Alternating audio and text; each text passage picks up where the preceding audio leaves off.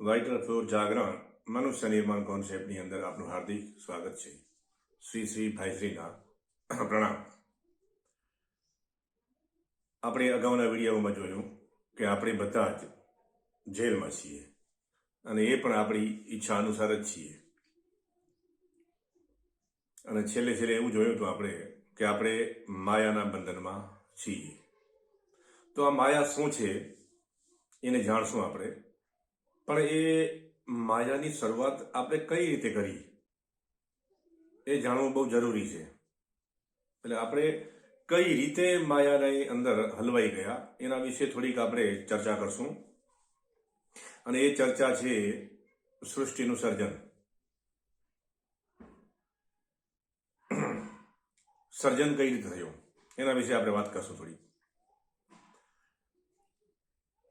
તો આ બ્રહ્માંડની અંદર એવા બે આયામ છે, મુખ્ય બે આયામો છે.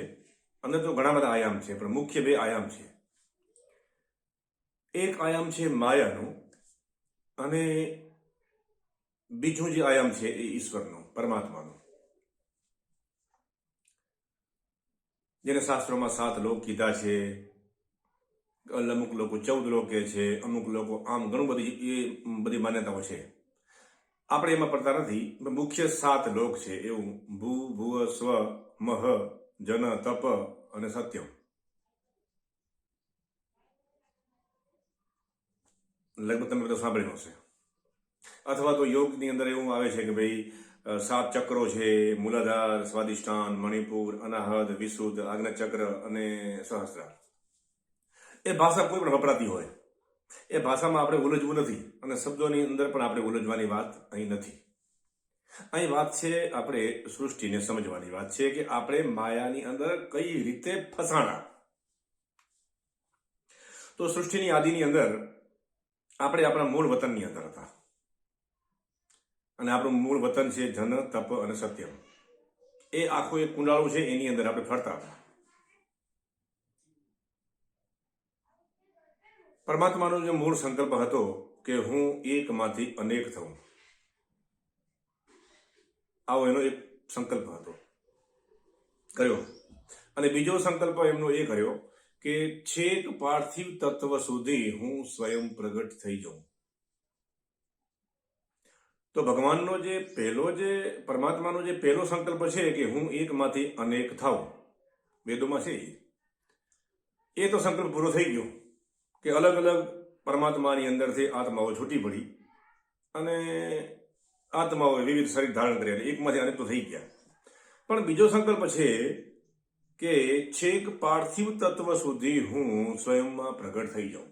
આ બીજો સંકલ્પ છે ને જે એ આપણે પૂરો કરવાનો છે. એટલે આવા 2 સંકલ્પ હતા. એની વાત આપણે જરાક યાદ રાખો અને સાઈડ મૂકી દો. તો પહેલો જે સંકલ્પ હતો એને અનુરૂપ આપણે અલગ આત્માઓ થઈ ગઈ અને અલગ આત્માઓ થઈ ગઈ એટલે જન, તપ અને સત્યમની અંદર નિવાસ કરવા લાગી.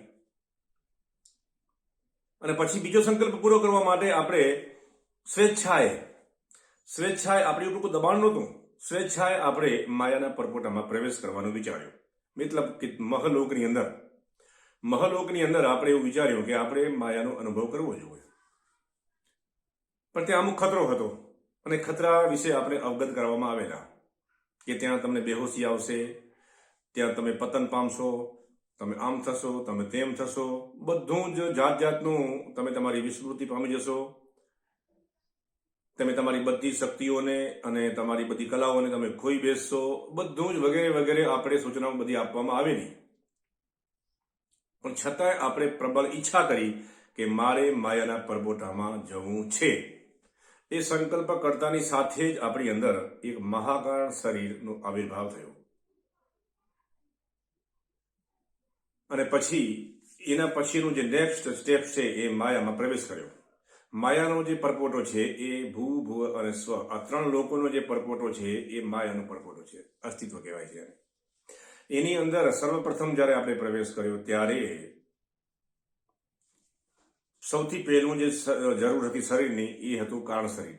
એ કારણ શરીર જે છે એનું આખું જે બંધારણ, જે સ્ટ્રક્ચરલ બંધારણ છે એ સૂર્યમાંથી ઉત્પન્ન થાય છે અને એને ઇલેક્ટ્રોનિક બોડી પણ કહેવાય છે. અને શાસ્ત્રમાં એને કારણ શરીર કીધું છે. અને કારણ શરીર સૌથી પહેલા આપણે પ્રાપ્ત કર્યું. આ કુંડલીની શક્તિ અને 7 ચક્રો, મતલબ એક કોમ્પ્યુટરની આઈસી સર્કિટ, મધરબોર્ડ જેને કહેવાય, એ આખું જે કારણ શરીર કહેવાય, એ કારણ શરીરની અંદર એ કારણ શરીર આપણે સૂર્યમાંથી પ્રાપ્ત થયું. એટલે આપણે ઉછીનું લીધું અનુભવ લેવા માટે. ઓકે. અને એ પરિશુદ્ધ કક્ષાની અંદર એ કારણ શરીર આપણું હતું. કારણ શરીરથી પછી માયામાં પરમોટમ પ્રવેશ કર્યો. કારણ શરીરનો મતલબ થાય છે બુદ્ધિ, પ્રજ્ઞા, જ્ઞાન, સમજ. એમ કરતે કરતે આપણે આગળ આવ્યા અને પછી હજી વધારાના એક સાધનની જરૂર પડી, જેને મન કહેવાય છે, ઇન્દ્રિયો કહેવાય છે, સૂક્ષ્મ ઇન્દ્રિયો, અને મનની જરૂર પડી. તો એ જ બધું આપણે લીધું ચંદ્રમાંથી. એટલે ચંદ્રમાંથી આપણે એક વસ્તુ ઉછેરી લીધી, એને કહેવાય છે સૂક્ષ્મ શરીર, જેમાં માહિતીનો અને સંસ્કારોનો સંગ્રહ થાય છે. એવું સૂક્ષ્મ શરીર આપણે ચંદ્રમાંથી લીધું. એટલે આપણી પાસે બુદ્ધિ આવી સૂર્યમાંથી, સૂક્ષ્મ શરીર એટલે મન આવ્યું ચંદ્રમાંથી. પણ હજી પણ એક અનુભવો એવા હતા કે જે આપણે લેવા બહુ જરૂરી હતા. એટલે આપણે ફિઝિકલ બોડી આપણે ધારણ કરવી પડી. અને આપણે એ ફિઝિકલ બોડી ધારણ કરી અને એ કરી પૃથ્વીમાંથી. અને એનાથી આપણે મગજ મળ્યો. પૃથ્વીમાંથી સ્થૂળ શરીર અને મગજ ઉત્પન્ન થયા આપણા. ચંદ્રમાંથી મન ઉત્પન્ન થયું અને સૂક્ષ્મ ઇન્દ્રિયો ઉત્પન્ન થઈ અનુભવ લેવા માટે. અને કાળ શરીરમાંથી બુદ્ધિ. એટલે 3 શરીરો, મગજ, મન અને બુદ્ધિ. સ્થૂળ શરીર, સૂક્ષ્મ શરીર અને કારણ શરીર, આવા 3 ઉપકરણો આપણે લઈ અને માયાના પરપોટાની અંદર અનુભવ લેવા માટે આપણે પ્રવેશ કર્યો. હવે જ્યારે આપણે માયામાં પ્રવેશ કર્યો ત્યારે એવું સૂચના આપવામાં આવેલી કે આપણે આ પ્રવેશ કરશું એટલે આપણે જે ઉચ્ચતર શક્તિઓમાંથી આપણે ધીમે ધીમે પતન પામશું. એટલે ટૂંકમાં ઉત્તરોત્તર આપણે આપણી શક્તિ, આપણું જ્ઞાન, આપણું નોલેજ આપણે ગુમાવતા જઈશું તબક્કાવાર, અને એમ ગબડતા જશું. અને છેક એક એવો તબક્કો આવશે કે આપણે કોણ છીએ એ વાત પણ આપણે ભૂલી જવામાં આવશે અને ભૂલી જશું. અને આપણે આપણનો બોધ રહેશે નહીં. એટલે એ સૌથી પહેલા ઉચ્ચતર યોનિઓમાંથી દેવ યોની, આ તે એમ કરતે કરતે કરતે કરતે નીચે આપણે મનુષ્ય યોનિમાં આવ્યા. અને મનુષ્ય યોનિમાંથી આપણે પતન પામીને પછી કીટ, પતંગ, બધી જ યોનિઓમાં પ્રવેશ કરતે કરતે કરતે આપણું પતન થતું ગયું. અને અનુક્રમે ક્રમશઃ છેક આપણે પથ્થરની અંદર હલવાઈ ગયા, પાર્થિવ તત્વમાં આપણે ફસાઈ ગયા. અને ત્યાં આ પતનની પૂર્ણાહુતિ થઈ. અને આપણે એક લાવા રસની ગોળી, ખતપત્તો જે લાવા હોય ને, જે મેઘમાં કહેવાય છે, એ સ્વરૂપ આપણે પકડી લીધું. અને એમાં આપણે સલવાણા. કેટલાય કાળ ક્રમે વીતી ગયાથી એ પૃથ્વી ઉપર થયેલા ધરતીકંપો, જ્વાળામુખીને ફાટવું, એમ કરતે કરતે એ લાવા પૃથ્વીથી બહાર નીકળે છે. અને એમાંથી એક રાખ બને છે. અને એ જે રાખ છે, એ રાખમાંથી આપણે સૌથી પહેલા વનસ્પતિઓ અને વાતાવરણને લઈને એક કોષી જીવમાં આપણું રૂપાંતરણ થયું, આપણે બન્યા. અને જે એક કોષીય જીવ જે બન્યો એ આપણો જીવાત્મા છે.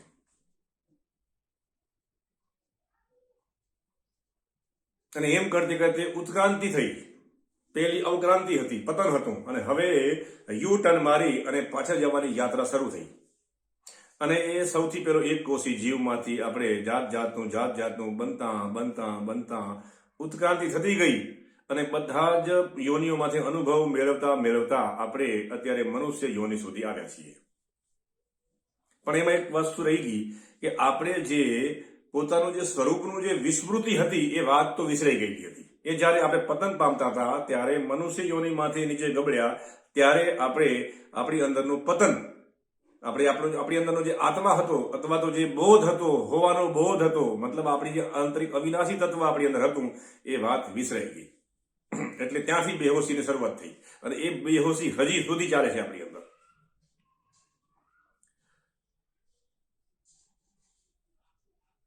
બેહોશીનું કારણ શું? માયા. માયાના 3 ગુણો, સત્વગુણ, રજોગુણ અને તમોગુણ. આ આપણા માયા છે. અને માયાની અંદર આપણે ફસાણા. તો એ શું હતું માયાનું? કેવી રીતે ફસાણા? એની ચર્ચા આપણે થોડી આગળ ચલાવશું. અને એમ કરતે કરતે આપણે અત્યારે મનુષ્ય યોનિમાં આવી ગયા અને આપણે સંપૂર્ણ બોધ ખોઈ દીધો છે અને આપણે માયાના ચક્કરમાં ફસાઈ ગયા. માયાના ચક્કરમાં ફસાવાનો મતલબ શું? આપણે આપણો બોધ ખોઈ નાખ્યો એનો શું મતલબ થાય? આપણી અંદર રહેલું અવિનાશી તત્વ ને આપણે ભૂલી ગયા. એ કયા અર્થમાં ભૂલી ગયા? ટૂંકમાં આપણે જે જગતની અંદર આપણા મન, બુદ્ધિ અને મગજ દ્વારા, એટલે કે શરીર દ્વારા, મન દ્વારા અને બુદ્ધિ દ્વારા જે કાંઈ કરી રહ્યા છીએ એ આ સાધનો કરે છે. હું કાંઈ કરતો નથી. આપણે અલગ હતા. આપણે સૌથી પહેલા જ્યારે નીચે આવ્યા ત્યારે આ બધું જ વસ્તુ આપણે ઉછીની લીધેલી હતી અને ઉછીની વસ્તુની સાથે આપણે એકરૂપ થઈ ગયા. એટલે મારું મગજ, મારું શરીર, મારું મન, મારી બુદ્ધિ, આ મારું થઈ ગયું. એટલે જે ઉધારી વસ્તુ, ઉછીની જે વસ્તુ લીધેલી હતી એ ઉછીની વસ્તુને મેં મારી પોતાની માની લીધી અને હું કોણ છું એ ભૂલાઈ ગયો. આનું નામ અજ્ઞાન અથવા તો બેહોશી. અને આ છે માયાનું ચક્કર. અને આપણે એમ હલવાઈ ગયા. તો આપણે સલવાઈ ગયા. આપણે બોલ કોણ બહાર કાઢશે? કોઈ બહાર નહીં કાઢે, કારણ કે આપણી સ્વેચ્છાથી ઈચ્છામાં પ્રવેશ કર્યો હતો. એમ સંસારના સુખ દુઃખ ભોગવ્યા, ઘણું બધું ભોગવી રહ્યા છીએ આપણે. અને અલગ અલગ જન્મો લીધા, જાત જાતના જન્મો લીધા. કૂતરા, બિલાડા, મીંદડા, આ તે અલગ અલગ પ્રકારની યોનિઓમાં લીધું, પણ આપણો જીવ ધરાવતો નથી. શા માટે? કારણ કે જે અનુભવો લીધેલા છે એ અને આ નવા શરીરમાં જે અનુભવ લઈ રહ્યા છે એ વચ્ચે જે એક સ્મૃતિ કહેવાય એની યાદદાસ્ત પ્રાકૃતિક નિયમોથી આપણે ખોઈ બેસીએ છીએ.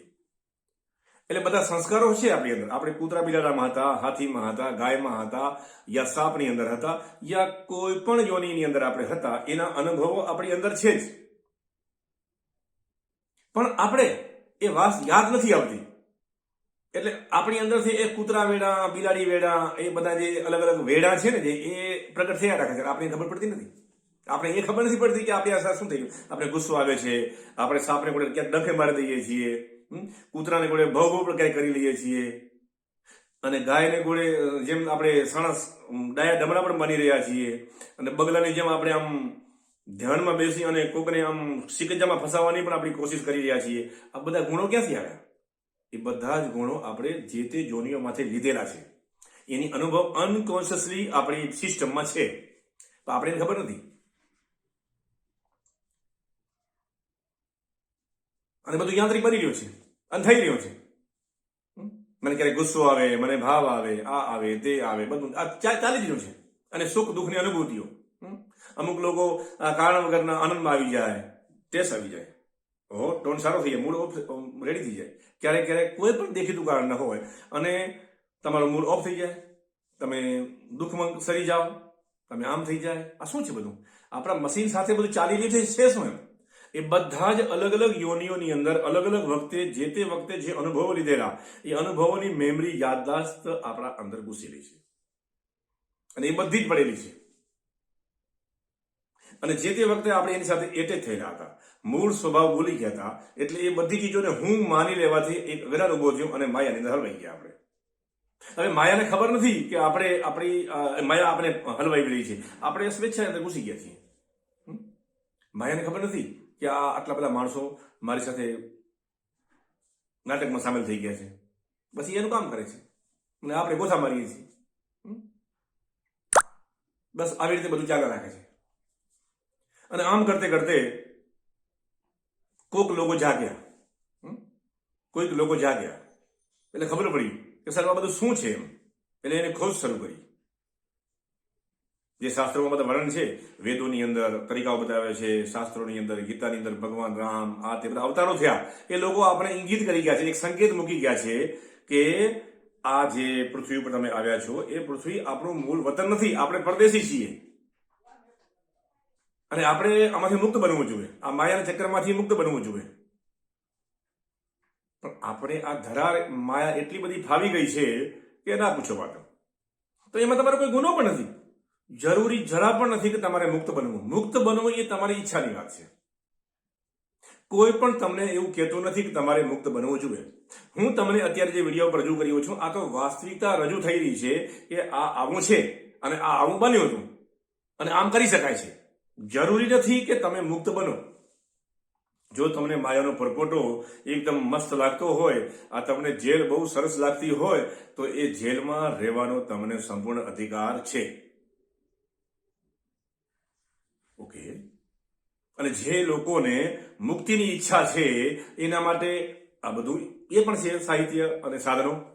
અને જેને માયામાં પુરાઈ અને જેલમાં પુરાઈ અને જેને આમ જલસા કરવા છે અને સંસારના સુખો દુઃખોને ભોગવવા છે, એના માટે જેલની અંદર બધી જ પ્રકારની વ્યવસ્થાઓ છે. તો આપણે સૌ પ્રથમ એ જોશું કે જેલની અંદરની વ્યવસ્થા શું છે, એનો આપણે પહેલો અભ્યાસ કરશું. અને પછી અભ્યાસ કરશું કે જેને મુક્ત થવું હોય એના માટે શું છે.